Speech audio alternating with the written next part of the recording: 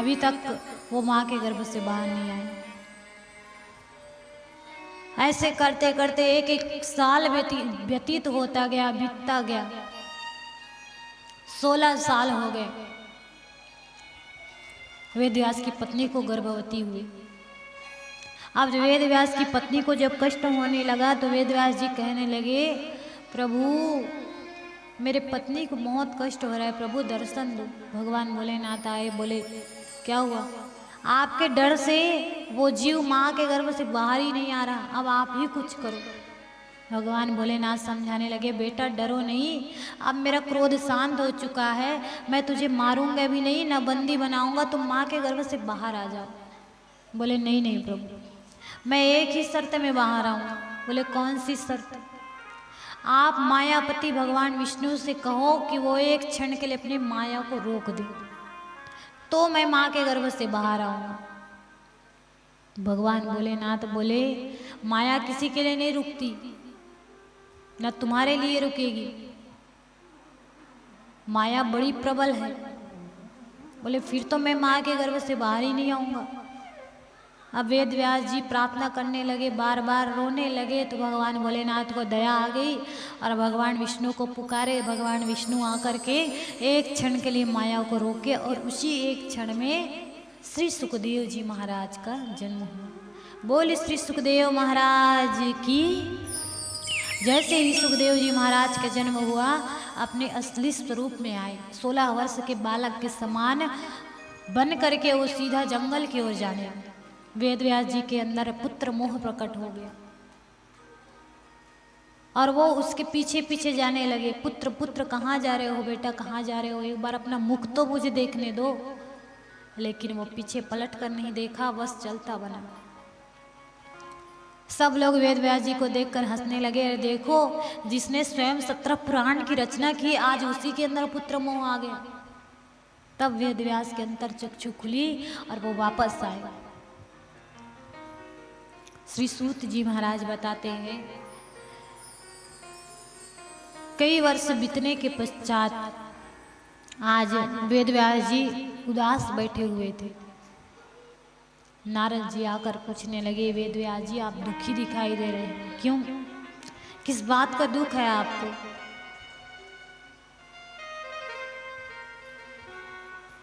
वेद व्यास जी कहने लगे, नारद जी मैं आपको क्या बताऊं, मैंने 4 वेद 17 पुराण की रचना की, अभी तक मेरे मन में शांति नहीं है। क्यों शांति नहीं है? क्योंकि मैंने रचना तो कर दी, मैंने लिख तो दिया इस ग्रंथों को, लेकिन पढ़ने के लिए लोगों के पास समय ही नहीं है। आज तक कभी किसी ने सामवेद के एक एक शब्द को समझने का प्रयास भी नहीं किया होगा, किसी ने उसे पूरा पढ़ा भी नहीं होगा। ऋग्वेद को किसी ने पढ़ा होगा। मैंने 4 वेद लिखे ताकि लोग इसे पढ़कर अपना कल्याण कर सके। और तो और मैंने 17 पुराण की रचना की। इस 17 पुराण में से एक भी पुराण को कोई नहीं पढ़ पाते। बस इसीलिए मैं दुखी बैठा हूँ कि मैं ऐसा क्या करूं कि लोगों को भगवान के प्रति प्रेम जाग जाए, श्रद्धा उनके अंदर प्रकट हो जाए। मैं ऐसा क्या करूं? नारद जी कहने लगे, आप उदास मत होइए, अभी तक आपने 4 वेद 17 पुराण की रचना की ना, अब इस सब का आप निचोड़ निकालिए, इस सब का सारांश निकाल करके आप फिर से एक पुराण की रचना कीजिए। मैंने अपने पिता भगवान ब्रह्मा जी के द्वारा श्रीमद् भागवत के 4 मंत्र सुने हैं, उसी 4 मंत्र का आप 28,000 मंत्र बनाइए और श्रीमद् भागवत रूपी महान ग्रंथ की रचना कीजिए, जो इन सारे वेद पुराणों के फल कहलाएंगे। अब जैसे ही वेद व्यास जी नारद जी के मुख से श्रीमद् भागवत के 4 मंत्र को सुने, उन्होंने भगवान गणेश की कृपा से श्रीमद् भागवत रूपी ग्रंथ की रचना कर दी। अब रचना तो कर दी, लेकिन इस श्रीमद् भागवत को सबसे पहले पढ़े कौन? क्योंकि इस श्रीमद् भागवत रूपी ग्रंथ से ही इसका अर्थ समझ में आता है। श्री मतलब लक्ष्मी, मद मतलब अहंकार, और भ मतलब भक्ति, गा मतलब ज्ञान, व मतलब वैराग्य, और ता मतलब त्याग। हमारे अंदर ज्ञान को प्रज्वलित करके भक्ति की ओर ले जाते हैं, और सब कुछ का त्याग करके, सब कुछ का त्याग करके मतलब अंधकार का त्याग कर, अज्ञान का त्याग कर ज्ञान के रास्ते में ले जाते हैं, और हम सब के अंदर वैराग्य की उत्पत्ति करते हैं। वैराग्य का मतलब ये नहीं होता, कई लोग वैराग्य का मतलब दूसरा निकाल लेते हैं, कहते हैं कि जंगल में जाकर अकेला रहो, ये वैराग्य है। घर बार छोड़ करके ऋषि मुनियों की तरह वेशभूषा पहन लो, ये वैराग्य नहीं, ये वैराग्य नहीं है। वैराग्य घर परिवार के अंदर रह करके भी, अपने सारे धर्म का पालन कर करके भी, अपने सारे रिश्तों को निभाते हुए भी प्रभु के शरण को ना छोड़ना, ये वैराग्य कहलाता है। संसारिक लोग से ज्यादा मोह न रख करके भगवान के प्रति प्रेम रखना वैराग्य कहलाता है। आज वेद व्यास जी विचार करने लगे कि मैंने श्रीमद् भागवत रूपी महान ग्रंथ की रचना तो कर दी, लेकिन इसे सबसे पहले पढ़ेगा कौन। अब जब वो बार बार विचार करते रहे तो उनके मन में श्री सुखदेव जी महाराज की याद आने लगी। उन्होंने सोचा कि श्रीमद् भागवत को पढ़ने का प्रथम अधिकारी तो मेरा ही पुत्र है। कैसे? क्योंकि वो माया मोह के से परे हुए ही उत्पन्न हुआ है, उसे माया मोह का कोई प्रभाव ही नहीं है, तो उसे ही प्रथम पढ़ने का अधिकार होना चाहिए।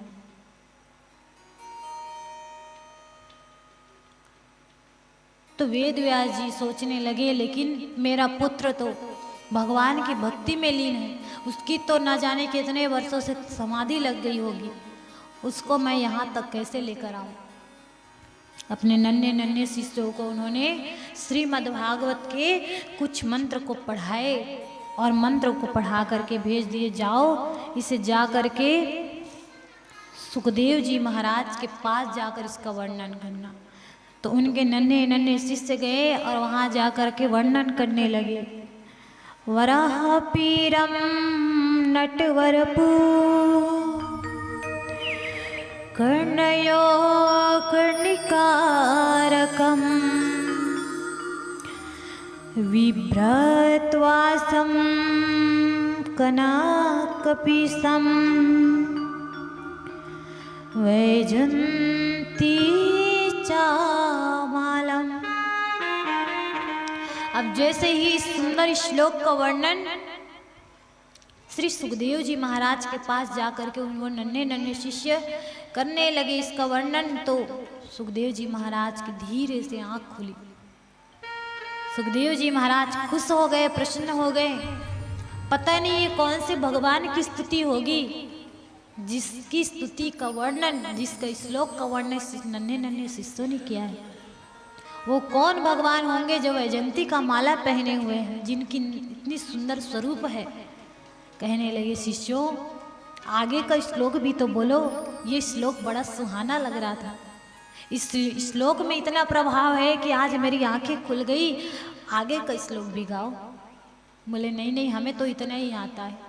आपको आगे का श्लोक सुनना है ना, तो आपके पिताजी के पास चलो, वेद व्यास जी के पास। उनके पास बड़ा सुंदर सुंदर श्लोक है। वेद व्यास जी की बात सुनते ही सुखदेव जी महाराज सोचने लगे, नहीं नहीं, मैं अपने समाधि नहीं तोड़ सकता। फिर से वो आंख बंद कर ध्यान में लग गए। नन्हे नन्हे शिष्य आकर वेद व्यास जी से कहने लगे कि सुखदेव जी महाराज ने आंख तो खोला था, लेकिन थोड़ी देर बाद फिर से बंद कर लिए।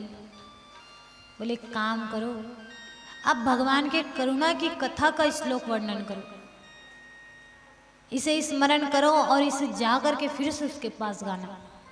अब भगवान की करुणा की कथा जिस श्लोक में है, उस श्लोक को वो जाकर वर्णन करने लगे। अब जैसे ही पहुंचे सुखदेव जी महाराज के पास, फिर से वो नन्हे नन्हे शिष्य गाने लगे। क्या कहने लगे? अहो वर की स्तन कालकूटम जिंघासपाय यद्यप्य साध्वी लेभे गतिम् धाम्नुस्तेन ततोऽन्या। इससे पहले आगे कुछ बोल पाते, सुखदेव जी महाराज ने अपने आंखें खोल दिए और उनके आंखों से आंसू बहने लगे। कहने लगे, तुम कौन हो? ये किसके श्लोक का वर्णन है मेरे पास आकर के तुम बोलते जाते हो? और सब कुछ छोड़ करके सुखदेव जी महाराज दौड़े दौड़ अपने पिताजी के पास आए, उनके चरणों में आकर गिर गए और कहने लगे, पिताजी मुझे आज आगे का श्लोक का पठन करना है, मुझे आगे का श्लोक को जानना है। वेदव्यास जी कहने लगे, ठीक है बेटा, मैं तुम्हें आगे का नहीं पूरा श्लोक श्रवण कराऊंगा, पूरा श्लोक पठन पाठन कराऊंगा, लेकिन सबसे पहले तुम जाओ राजा जनक के पास।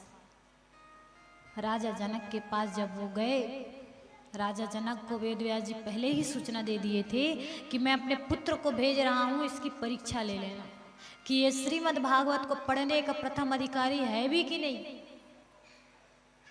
इसने अपने काम क्रोध लोभ मोह को जीता है कि नहीं।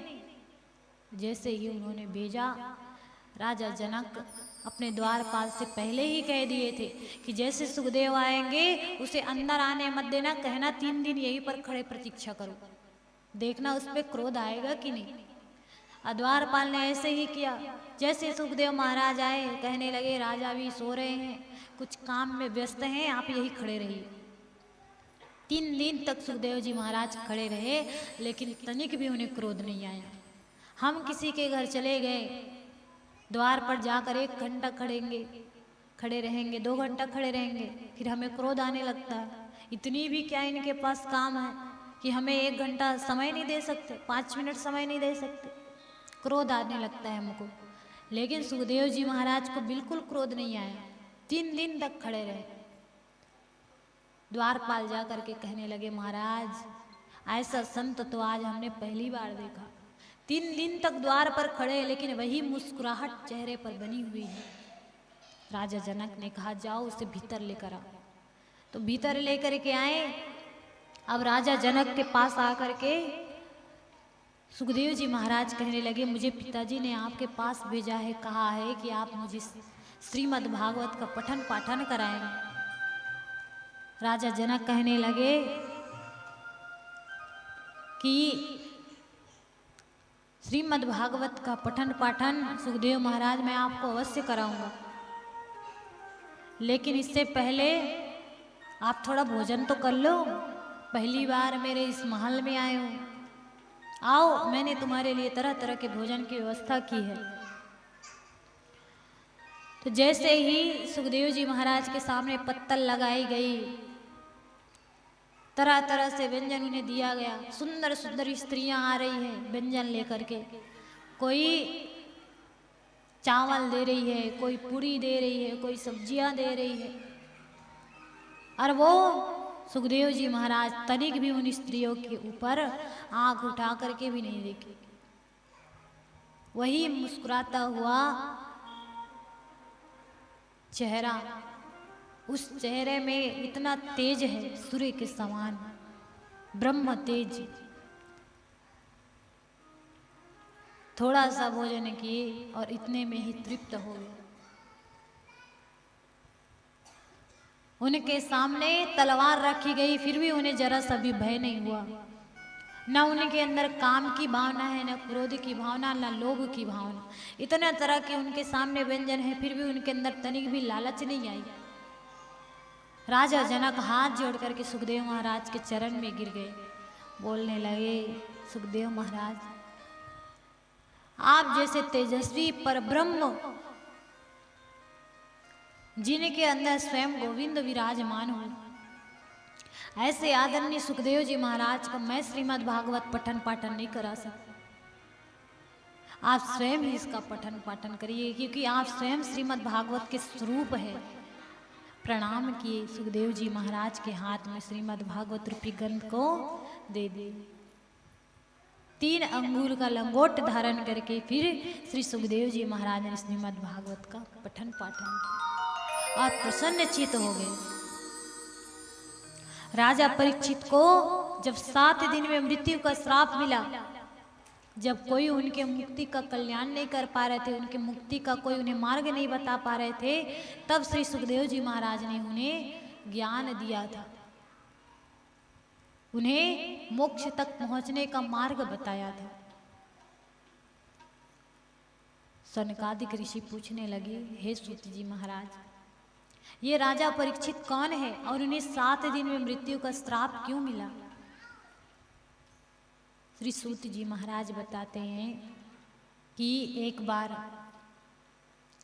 कौरव और पांडवों में जब युद्ध चल रहा था, तो जो कौरवों में सबसे बड़ा था दुर्योधन मूर्छित पड़ा हुआ था। उसके परम मित्र अश्वत्थामा उसके पास आए और कहने लगे, मित्र तुम्हारी ये दशा किसने की? जिसने भी तुम्हें ये यहाँ तक पहुँचाया, तो जिसने भी तुम्हें मूर्छित किया है, इस दशा में पहुँचाया है, मैं उसे जीवित नहीं छोड़ूंगा, मुझे बताओ।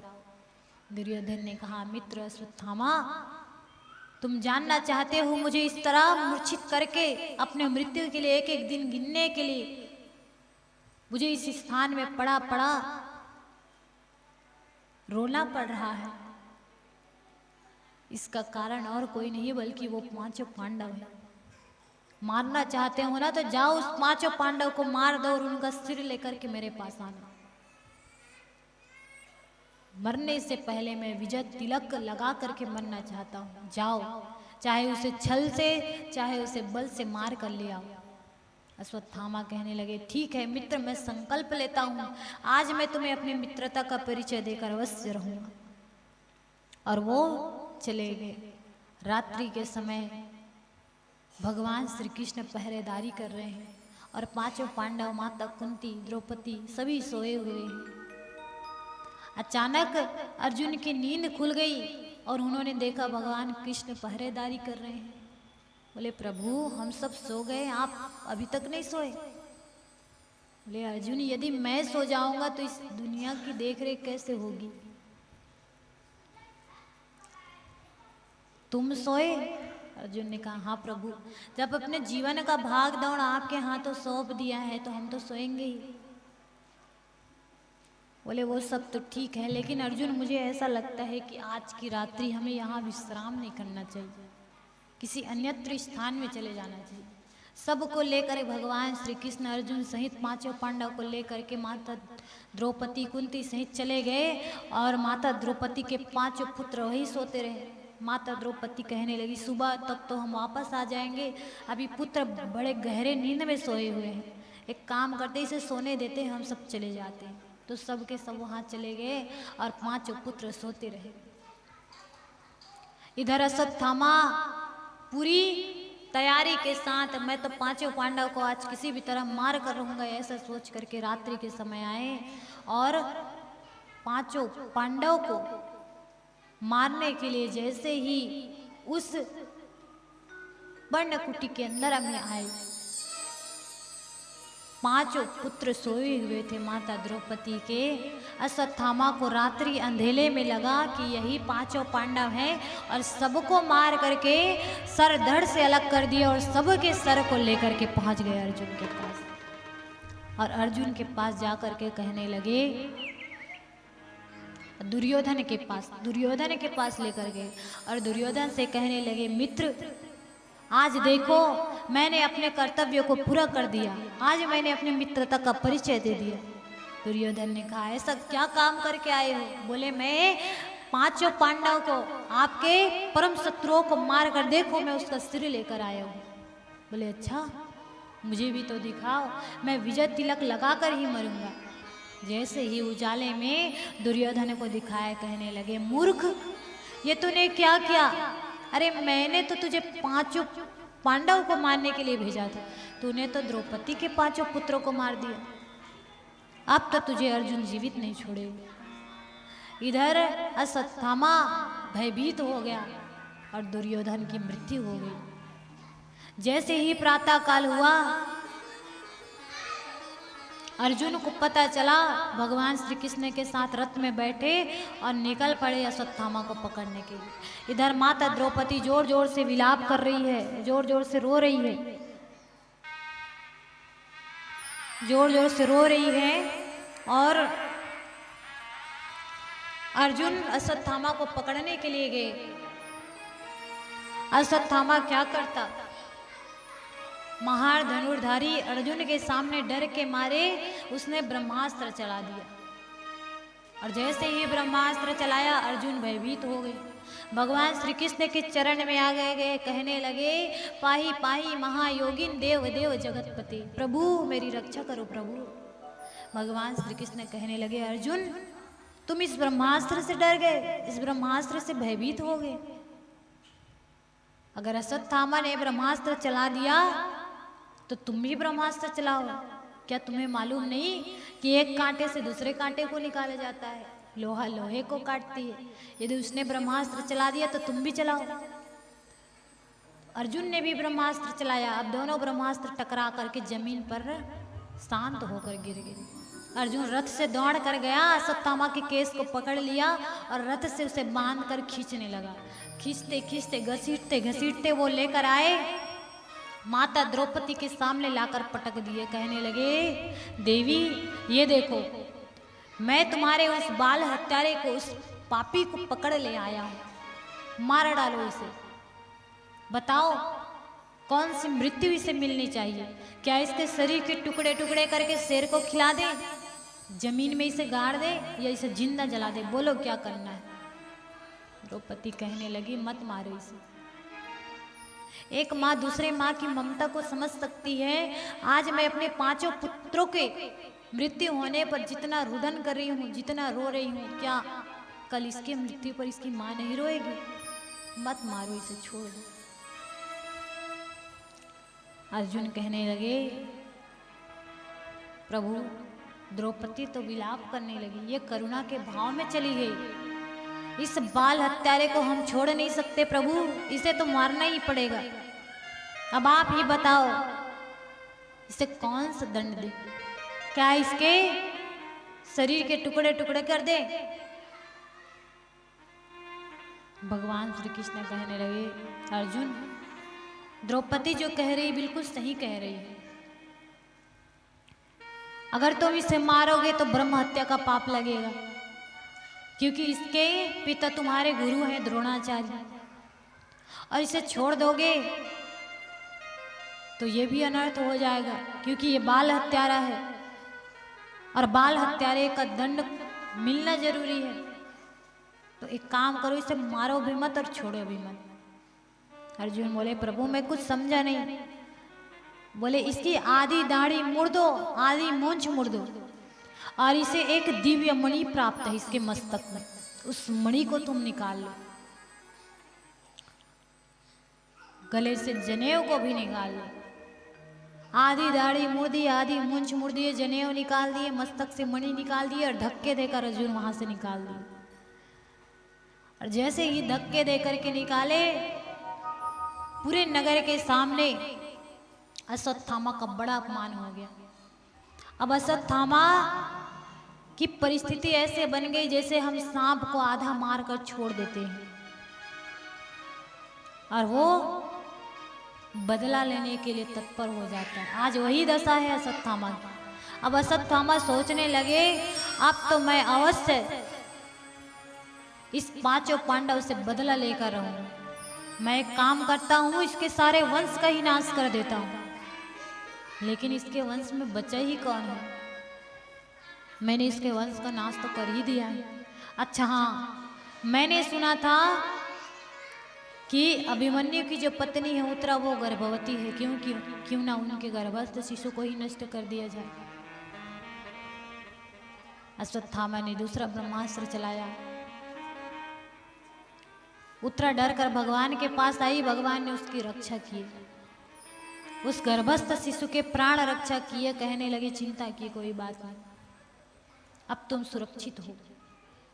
ये सब देख रही थी माता कुंती, हाथ जोड़कर भगवान के सामने गिर गए, कहने लगे वाह प्रभु तुम्हारी लीला अपरंपार है, पग पग पर तुम हमारे परिवार की रक्षा करते रहे, जब भी हमारे ऊपर संकट आया आपने अपने भक्तों का कल्याण करने के लिए उसे संकट से उबार दिया। धन्य हो प्रभु, आप परमेश्वर हो, जगदीश्वर हो, आपको बारंबार प्रणाम है। भगवान श्री कृष्ण कहने लगे बुआ आप मुझे परमेश्वर कह रही हो, भगवान कह रही हो, अरे मैं तो आपका भतीजा हूं कन्हैया। माता कुंती कहने लगी कन्हैया यही तुम्हारी लीला तो अपरंपार है, किसी को बुआ बनाते हो, किसी को चाचा बनाते हो, किसी को मामा बनाते हो, लेकिन मैं जानती हूं कि तुम साक्षात भगवान हो, तुम कोई सामान्य व्यक्ति नहीं हो, तुम कोई सामान्य पुरुष नहीं हो, बल्कि नारायण के अवतार। और उनके ही सामने उनकी लीलाओं का वर्णन करने लगी माता कुंती। बोली श्री कृष्ण भगवान की। और वर्णन करते हुए माता कुंती कहने लगी अगर तुम सामान्य पुरुष होते तो क्या तुम गोवर्धन पर्वत को उठा पाते, क्या तुम कालिया नाग के फन पर नृत्य कर पाते। माता कुंती वर्णन करते हुए कहती है कभी पर्वत उठा लिया, कभी माखन चुरा लिया, कभी पर्वत उठा लिया, कभी माखन चुरा लिया, हुलल्ला रे कैसा गजब किया मेरे कान्हा, कैसा गजब किया, मुझको डरा दिया मेरे कान्हा, मुझको डरा दिया। मेरे कान्हा ये बताना, मेरे कान्हा ये बताना, ओ लल्ला रे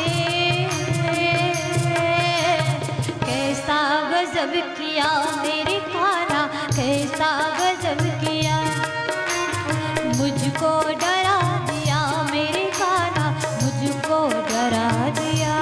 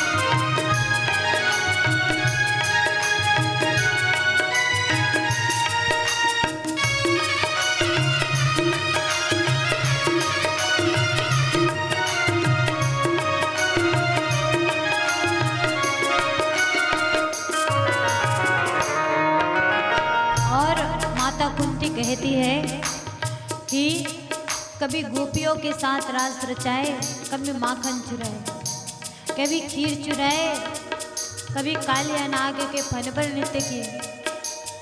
माता कुंती वर्णन करते हुए कहती है,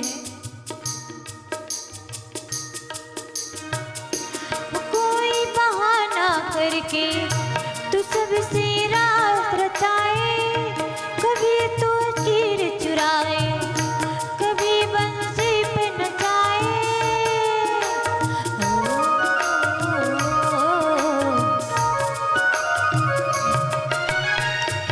कोई बहाना करके तू सबसे रास रचाए, कभी तो खीर चुराए, कभी बंसी पे नचाए।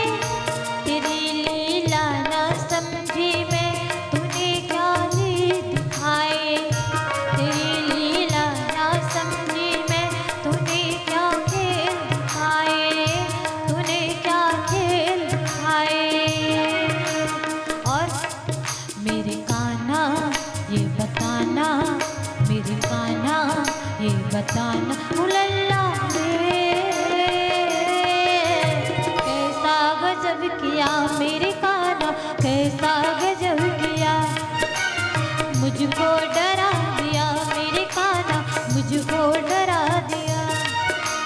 कैसा गजब किया मेरे कान्हा, कैसा गजब किया। मुझको डरा दिया मेरे कान्हा, मुझको डरा दिया। कैसा गजब किया मेरे कान्हा, कैसा गजब किया। मुझको डरा दिया मेरे कान्हा, मुझको डरा दिया। बोली श्री बांके बिहारी लाल की।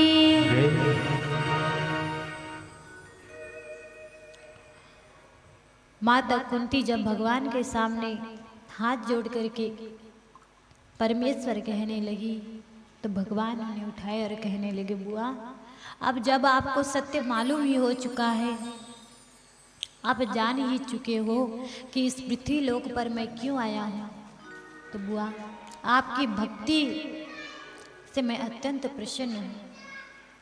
आप जो मांगोगी ना मैं आपको वही दूंगा। बोलिए आपको क्या चाहिए बुआ।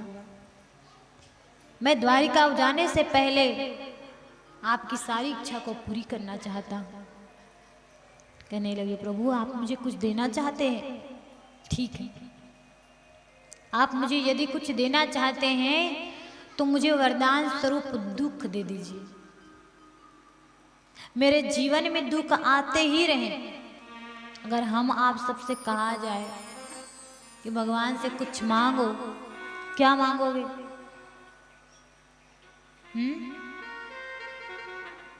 सब सुख मांगेंगे, सब खुशियां मांगेंगे, कोई धन की इच्छा करेंगे, कोई नहीं चाहेगा कि हमें भगवान दुख दे। लेकिन माता कुंती को देखो, मांग भी रही है भगवान से, तो क्या मांग रही है? दुख दे दो। भगवान कहते हैं, बुआ आपके जीवन में दुख ही दुख तो थे अभी तक। अरे आपका जन्म कहीं हुआ, आपका पालन पोषण कहीं हुआ, विवाह के उपरांत आपके पति की मृत्यु हो गई, पुत्र बड़े हुए तो 12 वर्ष का वनवास मिल गया। आपने जीवन भर दुख ही दुख तो प्राप्त किए, फिर भी कहते हो कि मुझे दुख ही दे दो। क्यों बुआ? माता कुंती कहते हैं, मुझे दुख इसलिए दो क्योंकि जब जीवन में दुख रहते हैं तो हमें हमेशा भगवान की याद आती है, सुख रहते हैं तो कोई भगवान को याद नहीं करते। माता कुंती कहती है, दुख के माथे सिर पड़े, जो हरि हृदय से जाए, बलिहारी वहाँ दुख की पल पल नाम जपाए। ओ प्रभु पल पल नाम जपाए। तो मुझे क्या दे दो? दुख दे दो, ताकि उस दुख में मैं पल पल आपका नाम जपती रहूं। मनुष्य के जीवन में जब सुख होता है ना, तो कोई भगवान को पूछते तक नहीं, और जब दुख आता है तो हे भगवान, हे प्रभु, मेरे इस दुख को हटा दो, मेरे जीवन में खुशियां ला दो। बीमारियां आती हैं तो हम भगवान को याद करते हैं, परिवार में दुख रहता है तो याद करते हैं, अपने ऊपर जब कष्ट रहता है तो भगवान को याद करते हैं। दुख में ही हमें भगवान की याद आती है। इसलिए माता कुंती कहते हैं कि मुझे दुख ही दे दो, क्योंकि मैं चाहती हूँ कि मेरे जीवन में दुख रहेंगे तो मुझे आपकी याद आती रहेगी, और मैं आपके नाम को भूलना नहीं चाहती। भगवान श्री कृष्ण खुश है। वाह बुआ वाह, आपके भक्ति से मैं बड़ा प्रसन्न हुआ बुआ। मैं आपको और दुख तो नहीं दे सकता, लेकिन हाँ, अंत समय में आपको मेरे विराट स्वरूप का दर्शन होगा और आपको मोक्ष की प्राप्ति होगी। इतना आशीर्वाद देकर भगवान चले गए। कुछ समय व्यतीत होने के बाद आज जो कुंती माता के पुत्र वधू है, जो गर्भवती थी, आज 9 महीने पूरे होने के बाद वो एक बहुत ही सुंदर बालक को जन्म देती है, जिस बालक का नाम रखा गया परीक्षित। बोली परीक्षित महाराज की। जैसे ही परीक्षित महाराज का जन्म हुआ, जन्म होने के बाद से वो रोता आ रहा है, रोता आ रहा है। जिनके गोद में भी जाता शांत नहीं होता, बस रोता जाता, रोता जाता। भगवान श्री कृष्ण को सूचना मिली, आज भगवान श्री कृष्ण आए। जैसे ही भगवान के गोद में गया, वो खिलखिलाकर हंसने लगा। क्यों? क्योंकि वो उसी गोद को ढूंढ रहा था जिस गोद में उसे सुख की अनुभूति होती है, जिस गोद ने माँ के गर्भ के अंदर उसकी प्राण रक्षा की थी, वही गोद को वो ढूंढ रहे थे। बड़े प्रसन्न हुए राजा परीक्षित। अभी तो फिलहाल वो परीक्षित हैं, बड़े होकर के अब वो राजा परीक्षित बने। भगवान उन्हें आशीर्वाद दिए और वापस द्वारिका चले गए। भगवान जितने तरह के पृथ्वी लोक पर अधर्म हो रहे थे, सारे अधर्म को नाश करके, धर्म को स्थापित करके अब वापस वैकुंठ धाम चले गए। 5 पांडवों को पृथ्वी लोक में रहने की इच्छा नहीं हो रही। अब जब राजा परीक्षित बड़ा हुआ, उन्हें राजा बनाकर उसकी राज तिलक करके, विवाह के उपरांत उसे राजा बना करके, उन्हें अस्त्र शस्त्रों का ज्ञान दे करके, वेद पुराण का ज्ञान दे करके 5 पांडव कहने लगे, राजा परीक्षित, अब तुम्हें ही राजपाट संभालना है। हम सब हिमालय की ओर जा रहे हैं तपस्या करने के लिए। सब के सब चले गए। अब राजा परीक्षित के हाथ में राजपाट आ गया। बड़े सुंदर ढंग से वो राजपाट संभाल रहे थे। अब धीरे धीरे करके द्वापर युग की समाप्ति होने लगी। अब द्वापर युग के बाद कौन सा युग आता है? कलयुग। और जैसे ही कलयुग का आगमन हुआ, राजा परीक्षित कलयुग के आने से पहले ही उनके अंदर शंका होने लगी।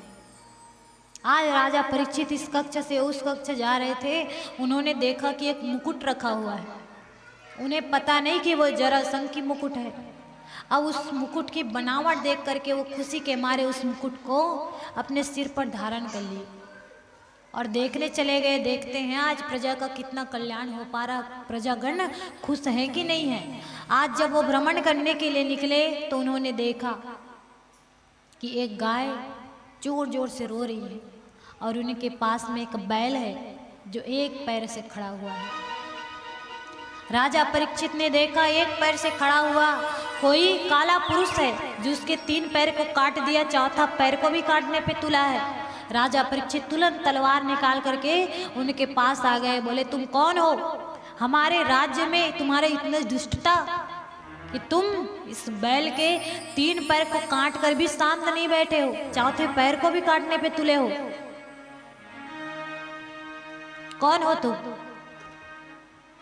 बोले, मैं कली हूं, मैं कलयुग हूं। बोले यहाँ क्या कर रहे हो? बोले ये गाय जो है ना, ये स्वयं माता पृथ्वी है जो गाय का रूप लेकर यहाँ बैठी है, और ये बैल इसका पुत्र धर्मराज है। और ये धर्मराज के रहते माता पृथ्वी मुझे अपने इस जगह रहने के लिए स्थान नहीं देती। जब तक मैं इसे धर्म को काटने दूंगा मैं पृथ्वी के अंदर रह नहीं सकता, इसलिए मैं इसका पैर काट रहा हूं। राजा परीक्षित कहने लगे, मेरे राज्य के रहते तुम इस धर्मराज बैल के चौथे पैर को काट नहीं सकते। मैं तुझे तलवार निकाल करके अभी मृत्यु लोक में पहुंचा देता हूं। जैसे ही तलवार निकाले उसकी मृत्यु करने के लिए, उसे मारने के लिए, कलयुग ने सोचा कि ये तो पांडवों के वंश राजा परीक्षित है, इसके हाथों में बचूंगा नहीं, तो तुरंत उनके शरण में आ गए। कहने लगे, मुझसे बहुत बड़ी भूल हो गई राजा परीक्षित, लेकिन आप ही बताओ मैं कहाँ जाऊं? अब मेरे आने का समय हो चुका है, द्वापर युग की समाप्ति हो चुकी है। आप ही गौ माता को समझाओ, माता पृथ्वी को समझाओ, कहो कि मुझे रहने के लिए स्थान दे। अगर वो रहने के लिए स्थान नहीं देती तो आप मुझे दे दीजिए। मैंने सुना है कि शरण में आए हुए को आप स्थान देते हो, आपके वंश की परंपरा है। राजा परीक्षित को दया आ गई जब वो गिड़गिड़ाने लगे। राजा परीक्षित ने कहा, ठीक है, मैं तुम्हें स्थान दूंगा रहने के लिए, लेकिन केवल 4 स्थान।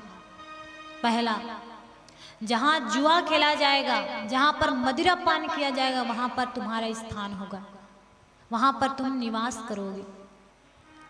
जहां पर मांस भक्षण होगा, पर स्त्री का गमन किया जाएगा, पर स्त्री के ऊपर कुदृष्टि की जाएगी, संबंध स्थापित की जाएगी, वहां पर तुम्हारा निवास स्थान होगा।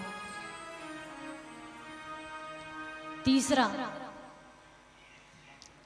जहां पर बेईमानी का धन होगा, लोग दूसरे को तकलीफ देकर जो धन प्राप्त करेंगे, वहां पर तुम्हारा स्थान होगा।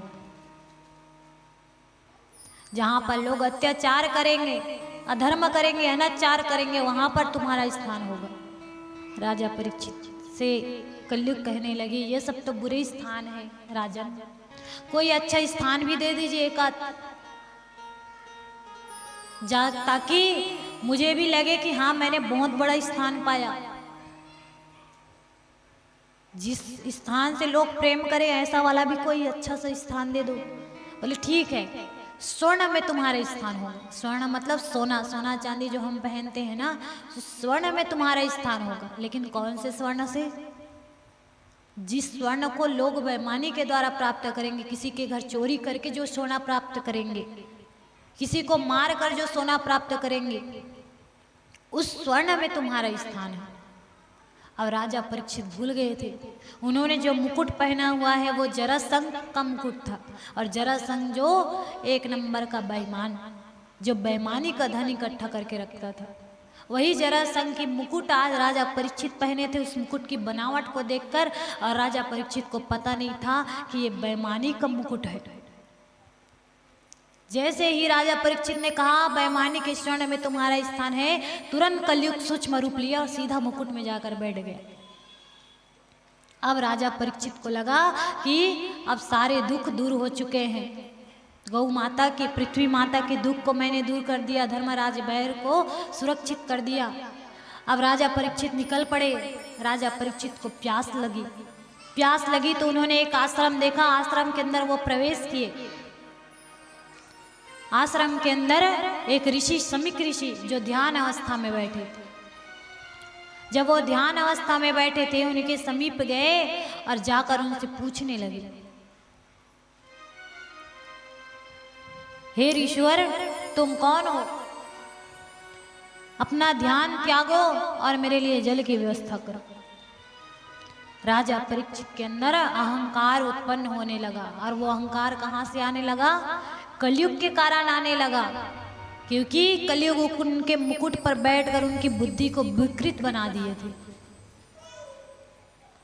अब वह अहंकार आने लगा, वो बार बार चिल्लाने लगे, ऋषि आंखें खोलो, मेरे लिए जल की व्यवस्था करो, मेरे लिए जल लाओ।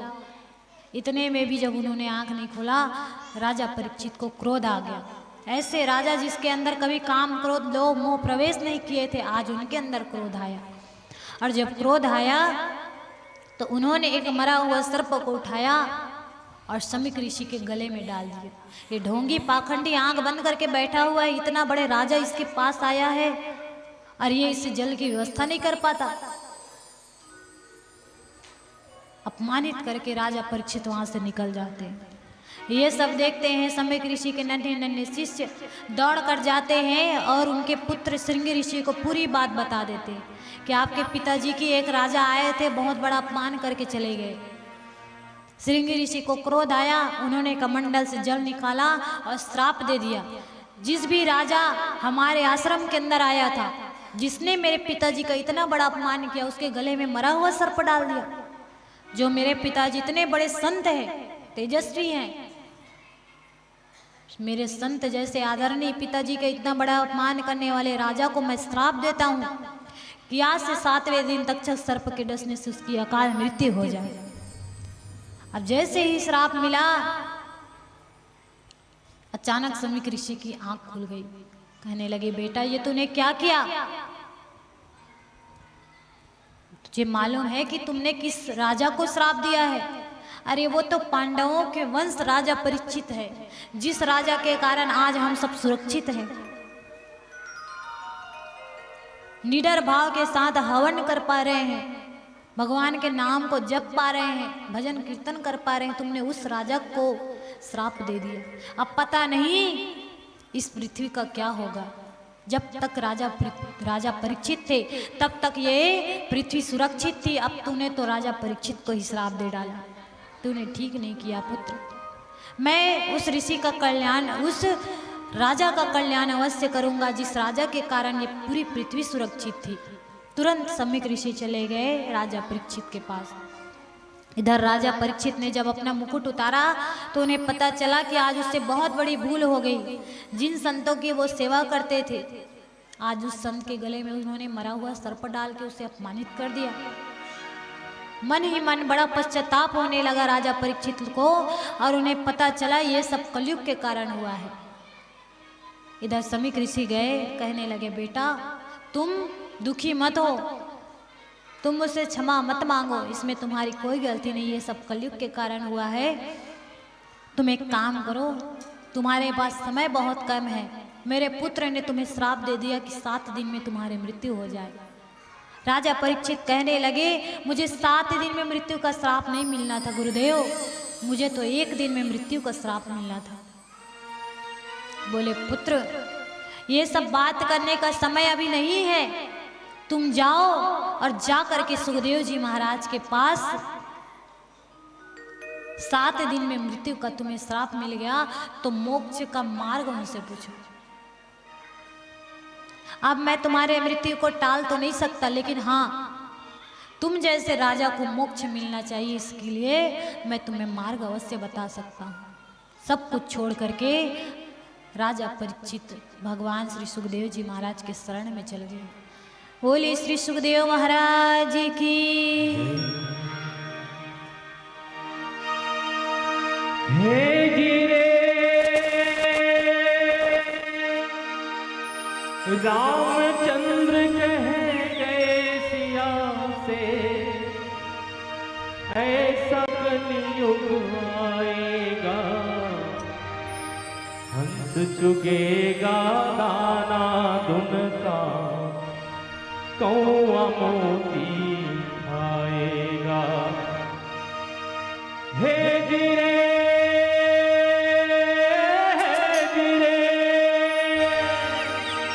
रामचंद्र कह गए सिया से, रामचंद्र कह गए सिया से, ऐसा कलयुग आएगा, हंस चुगेगा दाना उनका, कौआ मोती खाएगा। हंस चुगेगा दाना उनका, कौआ मोती खाएगा। हे गिरे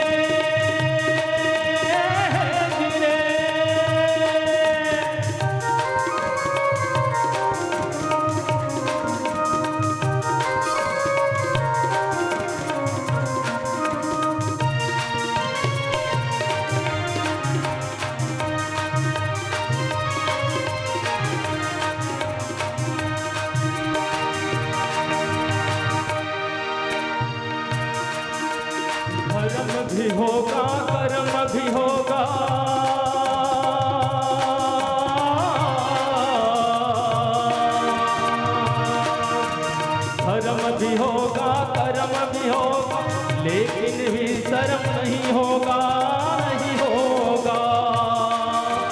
बात बात में मात पिता को, बात पिता में मात पिता को बेटा आंख दिखाएगा, दिखाएगा।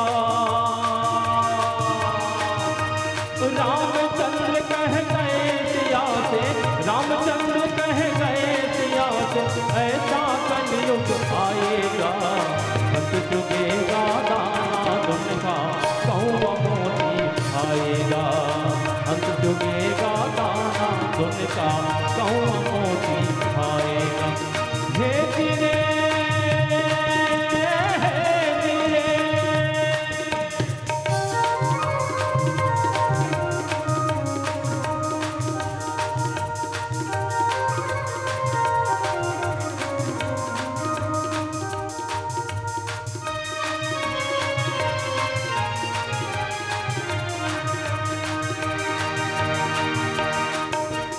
राजा और प्रजा दोनों में होगी इस दिन खिंचतानी, खिंचतानी। राजा और प्रजा में इस दिन होगी इस दिन खिंचतानी, खिंचतानी। कदम कदम पर करेगी दोनों अपनी अपनी मनमानी, मनमानी। जिसके हाथ में होगी लाठी, जिसके हाथ में होगी लाठी, भैंस वही ले जाएगा, हंस चुकेगा दाना दुनका, कौवा मोती आएगा, हंस चुकेगा दाना दुनका, कौवा मोती आएगा।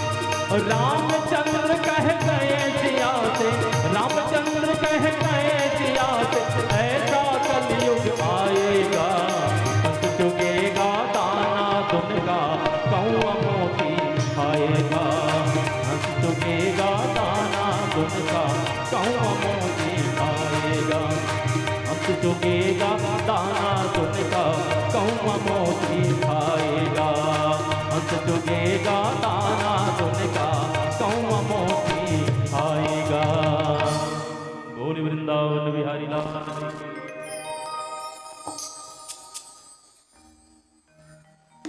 बोलिए श्री भागवत भगवान की।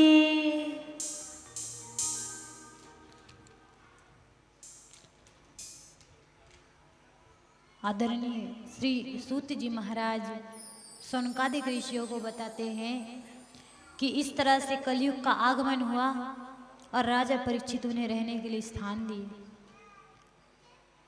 कलयुग के प्रभाव से राजा परीक्षित के अंदर में अहंकार हुआ। जिस राजा के अंदर कभी अहंकार तनिक भी प्रवेश नहीं किया था, ऐसे ही हम सब के अंदर अहंकार कब उत्पन्न हो जाता है हम सबको पता ही नहीं चलता। इस युग में कलयुग नहीं है, हम सब के अंदर कलयुग है। कलयुग मतलब काला युग। काला युग जो हम सबके मन में बैठा है। युग को तो आज भी हम सतयुग बना सकते हैं। मन में यदि मैल भरा हो, मन यदि काला हो, तो वही कलयुग है।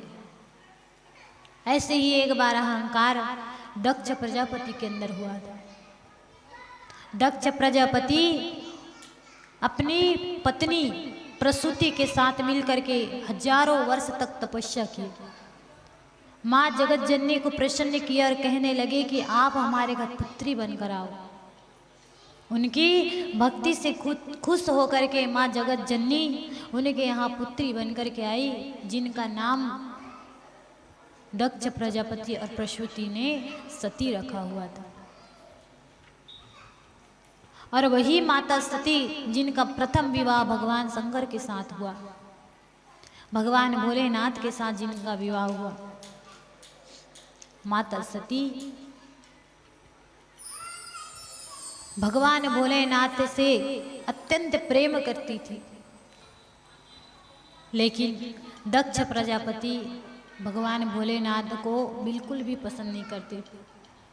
जिस तरह वो भांग लगाकर भांग खाते थे और अंगों में भभूति लगाते थे उन्हें उनसे बहुत घृणा होने लगती थी। एक दिन देवताओं में एक सभा बुलाई गई। सब देवतागण वहाँ पर एकत्रित हुए। सब एक एक करके आते जा रहे थे। भगवान भोलेनाथ भी गए। अब वो जहाँ जाते वहीं पर उनकी समाधि लग जाती। अब भोलेनाथ प्रभु की समाधि लग गई। अब इतने में कौन आ रहे हैं कौन जा रहे हैं उन्हें पता ही नहीं चला। उनके ससुर जी दक्ष प्रजापति का आगमन हुआ। सब लोग खड़े होकर उन्हें खूब आदर सत्कार किए, खूब उन्हें आदर दिए। और भगवान भोलेनाथ वहीं बैठे रहे आंख बंद कर।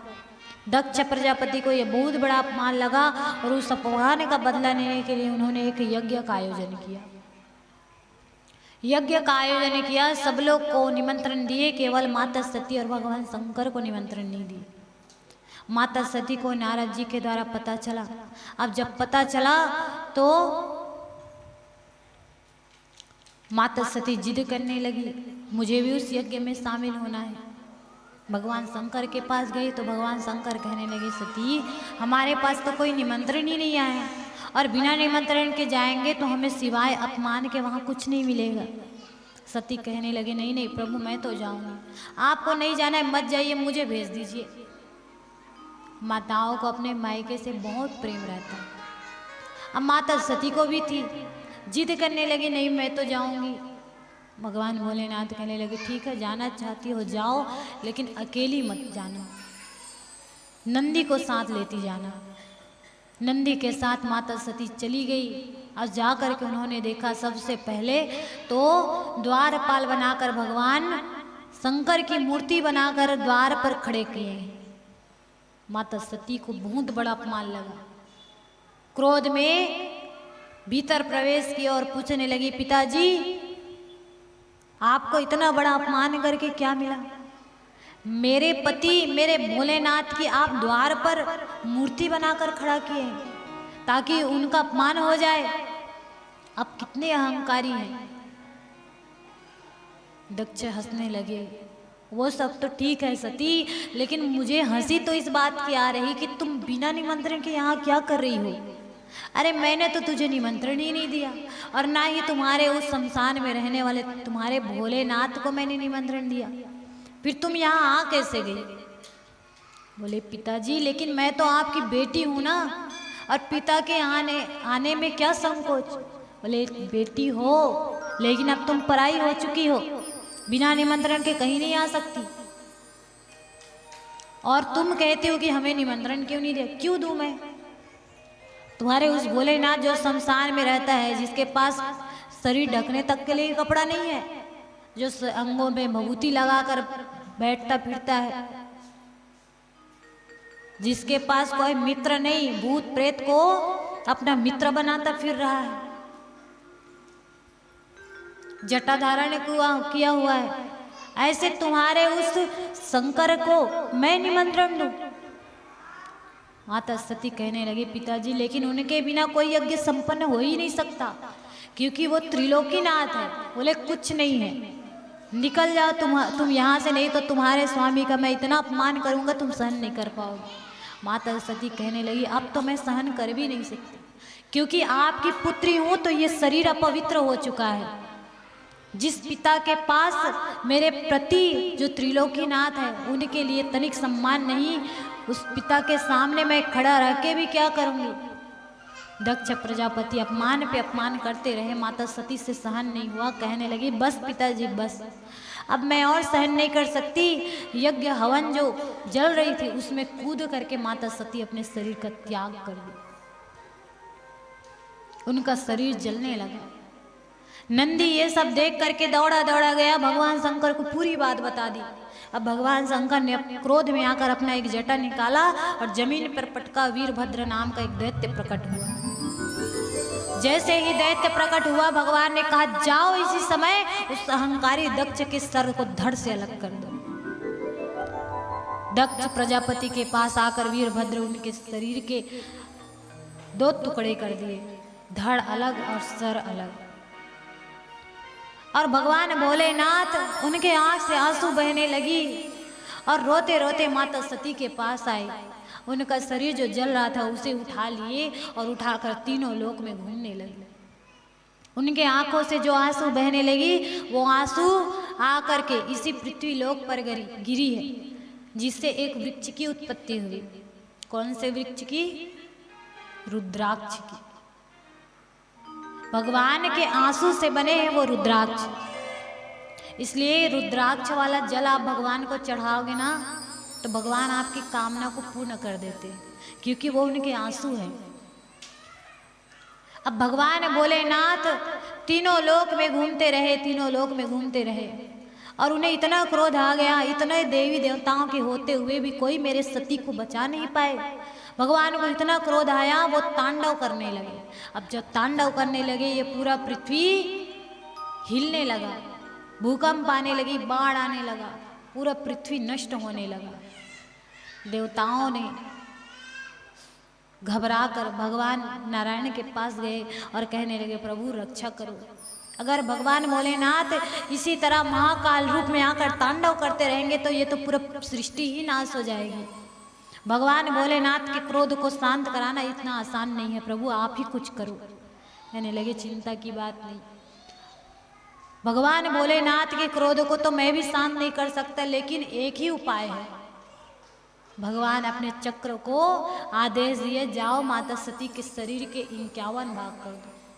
जैसे ही माता सती के टुकड़े टुकड़े हुए, 51 टुकड़े हुए, एक एक अंग इसी पृथ्वी में आकर के गिरने लगा। और जहाँ जहाँ भी गिरी है वहाँ वहाँ सिद्धपीठ का निर्माण हुआ है, जो सिद्धपीठ आज भी इस पृथ्वी लोक पर है। कितने सिद्धपीठ पर हम जाकर के दर्शन किए हैं और कितने जगह बचे हुए हैं। जैसे माँ का केस गिरा, वहाँ माँ ज्वालामुखी के नाम से प्रसिद्ध हुई। जहाँ माँ के बायां पैर का अंगूठा गिरा उज्जैन में, वहाँ माँ हरसिद्धि के नाम से प्रसिद्ध हुई। जहाँ पर माँ के योनि अंग गिरी, वहाँ माँ कामाख्या के नाम से प्रसिद्ध हुई। जो नीलांचल पर्वत पर, नीलगिरी पर्वत पर विद्यमान है, जहाँ प्रत्येक वर्ष अम्बुवाची की मेला लगती है। असम, गुवाहाटी कोई गए हैं दर्शन करने? सुने तो होंगे सभी माँ कामाख्या का नाम। तो वहाँ पर माँ के योनि अंग गिरे हैं। और माँ का दाहिना पैर का अंगूठा कोलकाता में गिरा है। और कई विद्वान ये भी मानते हैं कि वहाँ पर माँ की जीभ गिरी थी, इसलिए वहाँ माँ कालिका के नाम से प्रसिद्ध है। जैसे भगवान महाकाल वैसे ही महाकाली। जैसे महाकाल भगवान को शांत कराना मुश्किल है, वैसे ही महाकाली को शांत कराना मुश्किल है। जब वो अपने विकराल रूप में आती है ना, तो दैत्यगण घबरा करके भागने लगते हैं। माँ काली जब हाथ में तलवार लेकर के अपने जीभ बाहर करती है, जब उनके बाल बिखरे हुए होते हैं, आंखें लाल लाल, सब देखते रह जाते हैं। सारे शत्रुओं का वो विनाश करती है। बोले कालिका मैया की। आइए हम भी माँ काली का दर्शन करें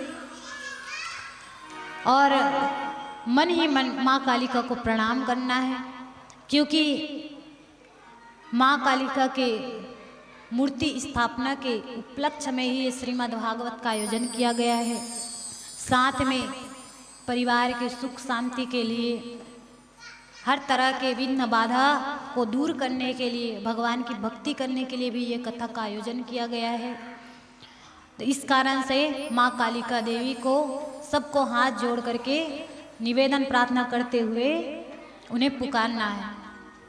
देखिए हमारी मालिक कालिका हम सबको दर्शन भी देने के लिए आ गई हैं। सब लोग जोरदार ताली बजाएंगे। बोले माँ कालिका देवी की।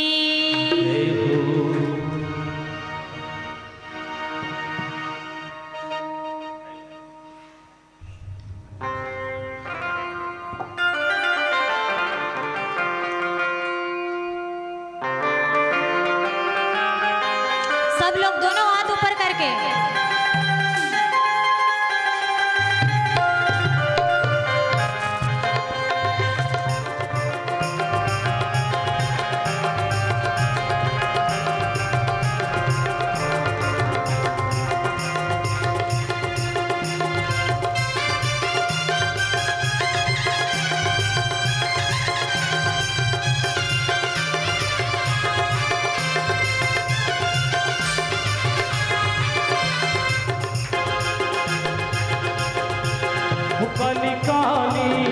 महाकाली हो काली काली महाकाली हो काली काली अमावस की रात में हो काली काली अमावस की रात में काली निकली काल भैरव के साथ में हो काली निकली काल भैरव के साथ में हो काली काली महाकाली हो काली काली महाकाली हो काली काली अमावस की रात में हो काली काली अमावस की रात में काली निकली काल भैरव के साथ में वो काली निकली काल भैरव के साथ में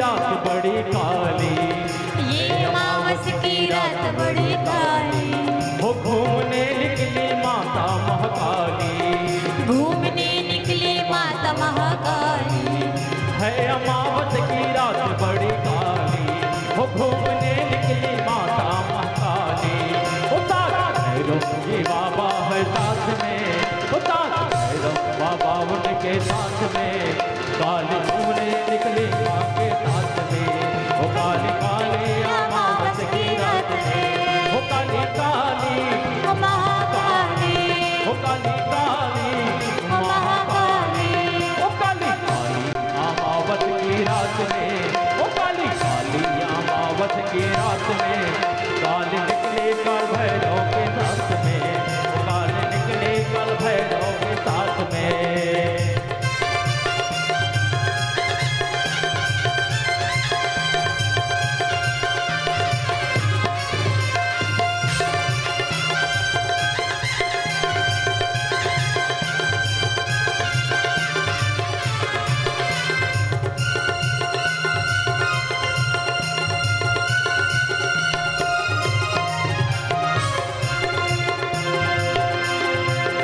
केस बिखरे माँ के काले काले केस बिखरे माँ के काले काले हो नैन मैया के है लाले लाले नैन मैया के है लाले लाले हो केस बिखरे माँ के काले काले हो नैन मैया के है लाले लाले हो काला कुत्ता भैरव जी के साथ में हो काला कुत्ता भैरव जी के साथ में काली निकली काल भैरव के साथ में वो काली निकली काल भैरव के साथ में वो काली काली वो महाकाली वो काली काली वो महाकाली वो काली काली अमावस की रात में वो काली काली अमावस की रात में काली निकली काल भैरव के साथ में वो काली निकली काल भैरव के साथ में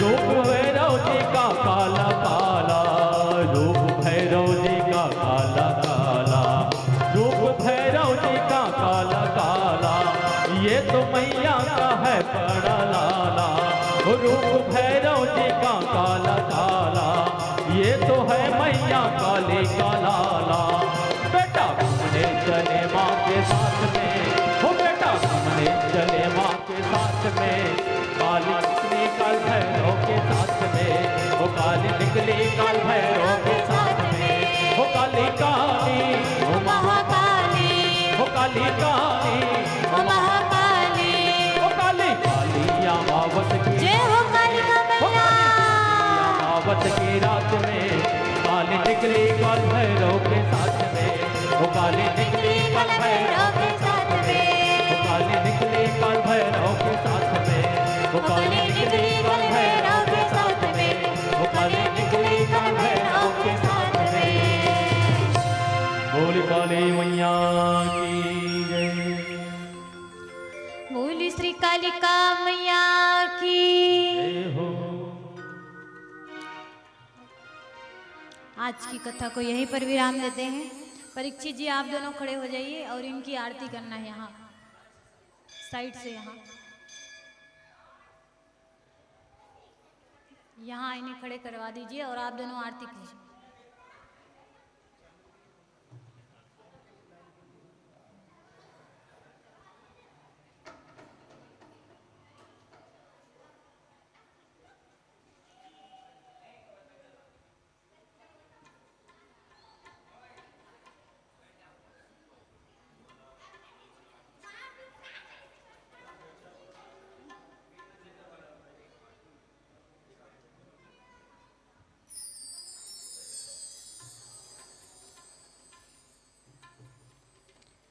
बोल श्री भागवत महापुराण की।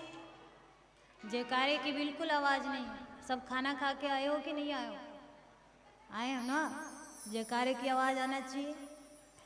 बोल श्री भागवत महापुराण की।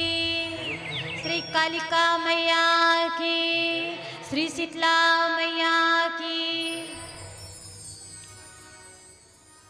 चलिए आप सब हाथ जोड़ करके बैठे बैठे माँ काली की आरती कीजिए और परीक्षित जी आप खड़े होके।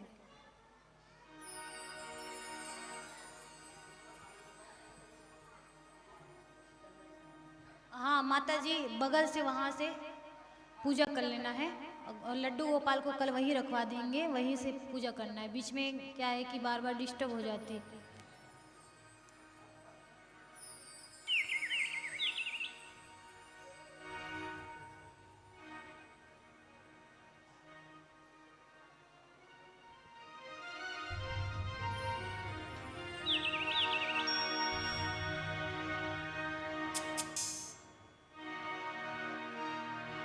हो अम्बे तू है जगदम्बे काली, जय दुर्गे खप्पर वाली।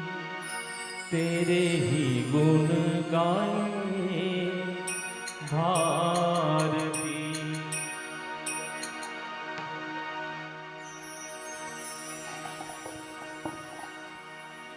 जय अम्बे तू है जगदम्बे काली, जय दुर्गे खप्पर वाली।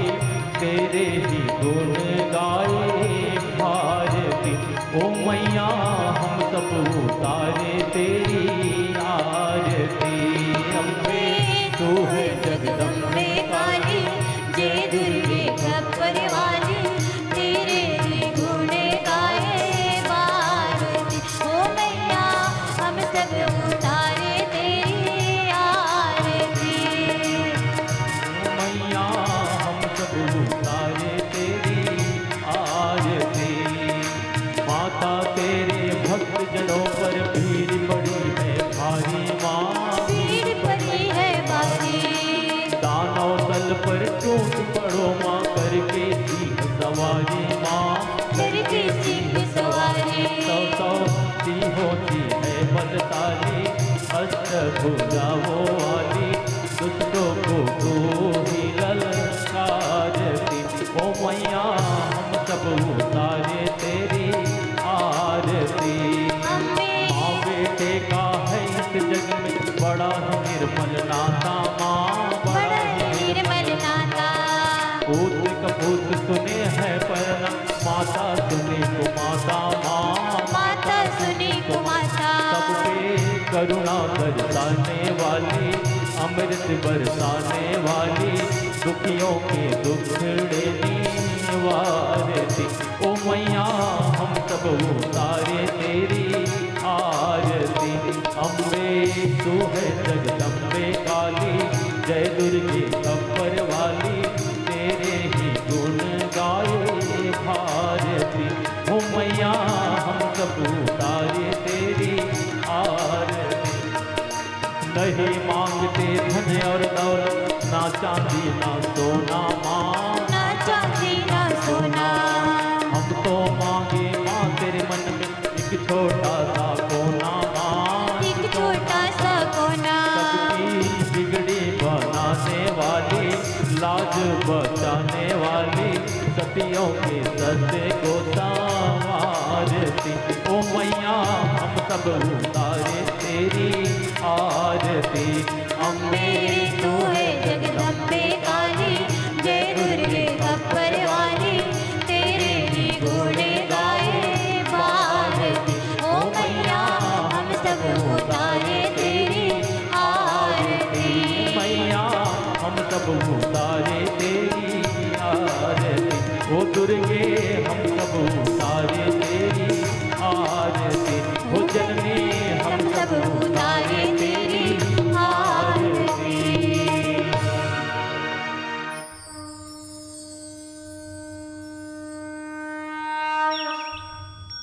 बोली श्री काली